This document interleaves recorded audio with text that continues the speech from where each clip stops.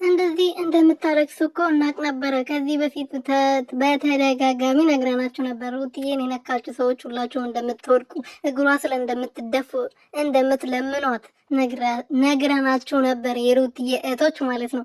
እኛ እኮ የሩትዬ እህቶች አንቻለም እኮ ጀግኖች እኮ ነን። ልክ እንደ ልጃችን ልክ እንደ እህታችን ማለት ነው።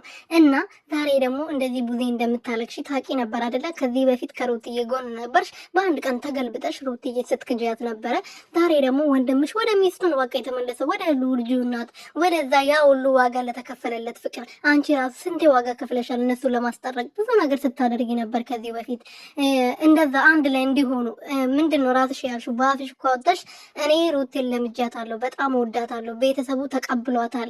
ስለዚህ ዛሬ እንደዛ እንድትሄድብን አንፈልግም። በድንገት ተነስታ ከቤታችን እንድትወጣ አልፈልግም። የወንድሜ ሚስት የወንድሜ ልጅ እናት እንድትሆን የምፈልገው ሩቴን ነው ብለሽ በቃልሽ ተናግረሽ ነበር ማለት ነውና ዛሬ እንደዚህ ተገልብጠሽ በአንድ ቀን ለማንም ወጠጤ ትላንትና ለመጣችው ውሽሚት መምጫው ለማይታወቅ ቤተሰቧ ለማይታወቅ ማንነቷ ለማይታወቅ ከማንም ጋር እዛ የምትለጣጠፍ ከማንም ጋር ሄዳ ለምትጋደም ሴት ነው መተሽ ሩትዬን የመሰለች ልዕልት ጀግና ለማንም የምትሆን ለስንቱ እንጀራ የከፈተች ሴትን ልትናገራት የፈለግሽው ገባሽ አይደለ? ዛሬ ደግሞ ምንም አልሆነም። ወንድምሽ ንግስቱ ጋር ነው ያለው አለቅ ባጭሩ ማለት ነው። ስለዚህ ከንግስቱ ጋር ደግሞ ፈታ ይበል ልጁ ጊዜውን ያሳልፍ። ይሄንን ጊዜ እንዳያሳልፉት አንደኛ ደረጃ ያረጋችሁት እናንተ ናችሁ።